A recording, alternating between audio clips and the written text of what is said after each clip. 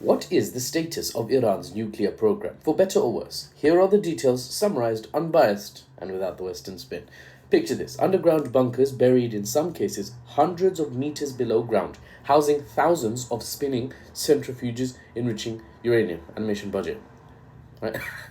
Uranium basically needs to be spun around and around and around to boost its purity, right? The longer you spin it for, the more pure it gets because you filter out the impure, the isotopes that you don't need. Sorry, I won't get into chemistry. Sorry.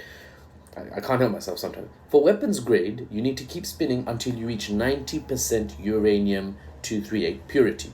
When you don't have control of your own skies, though, because you know that in a war, your regional adversary, you simply cannot match their air force with your outdated air force. Iran's air force is essentially 50 years old at this point in terms of technology. We'll get to that in another video. We'll get to it. You basically prepare for that eventuality by going underground, where airstrikes cannot reach. This is Iran's nuclear program right now.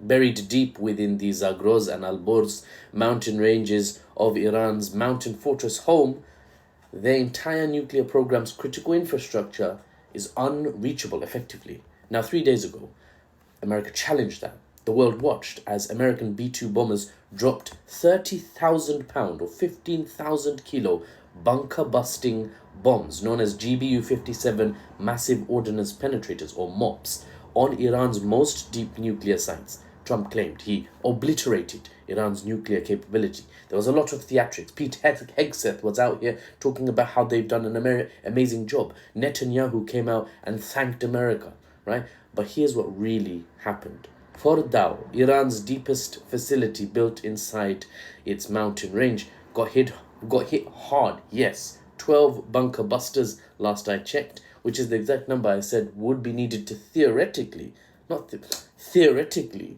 to reach the depth at Fordow's critical facilities. Did they work? We'll get to that.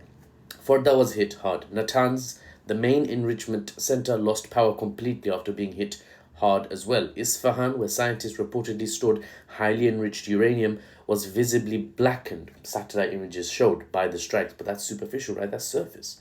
Here's the twist. Intelligence reports, Western and otherwise, suggest Iran moved much of their nuclear material out before the attacks took place. Now, Iranian intelligence is not Mossad, okay? It's not Israeli intelligence. And you see, I'm being analytical here. I'm not taking sides. Iranian intelligence is not known to be extremely well developed. So it's very possible that Trump told Iran before he struck, just like Iran told Trump before they struck the US airbase, Al Udeid, in Qatar. Such back-channel communication almost certainly contributed to the de-escalation we see now. All three countries have taken the off-ramp from an escalation that could lead to World War III. We'll talk about potential World War III scenarios in a future video, hopefully later today. I'll discuss the details of the America-Iran coordinated de-escalation as well in another video. Now, I'm really looking forward to that one. But let's get back to this post. Iran still has enough enriched uranium for several nukes if it wants to build them, as it is understood by the international community. You'll hear loads of sides, but I've done the research and I can tell you this is the conclusion that is quite verifiable and quite likely, that Iran has the material. They've not lost the material. The material's not been bombed into, just being spilled across the mountains of Iran. It's still exactly where Iran wants it to be. And Western experts say the program was only set back by a few months. And even then, because of the superficial surface damage, they need to rebuild the sort of associated technology to continue enriching uranium. But the enriched uranium they already have is safe somewhere else. And if you've seen one of my videos where I talk about nuclear hedging, that's also a possibility, that they have the enriched uranium, they have the missile technology, they have the spherical containment technology needed.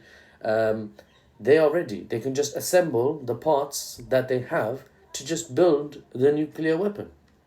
This is a very likely scenario at this point. So why I mentioned that is the nuclear program may have been set back for the mid to long term, but if someone wanted to, if Iran wanted to emergency build a nuclear weapon, they could put it together potentially very quickly. I'm talking days, maybe weeks. I'll tell you why in a future video, why I don't expect them to immediately build one and announce it. They need to withdraw from the NPT treaty, wait 3 months, and then announce it. Okay, we'll get to that. We'll get to that.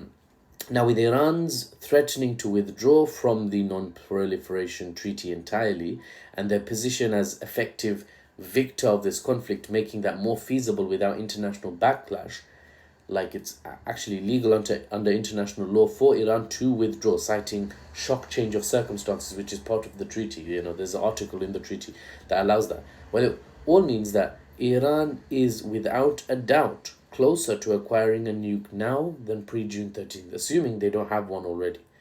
When Israel first launched its gambit, by the way, that June 13th. My God, what's happened to my voice? Now, the question isn't whether Iran's nuclear facilities were destroyed. That's been answered. They are not destroyed. So the bunker busters did not do their job, either because America agreed with Iran not to do the job, or because theoretically and practically it just doesn't match up. Turns out you can't go 800 meters deep from the sky. You need to actually grab a shovel. Russia has some advanced shovels, I heard. They might be able to help you. The question is, how long till we hear of an announcement of a North Korea-style test fire? North Korea in 2006, a test fire of an Iranian working nuke, forever closing the door to Israeli-imposed regime change in Iran, and forever changing the face of the Middle East, the world, as another nation attains nuclear status. How long? That's the question. Not if, but when.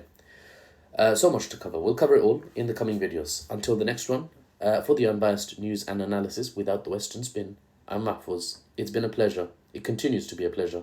And I'll see you on the next one.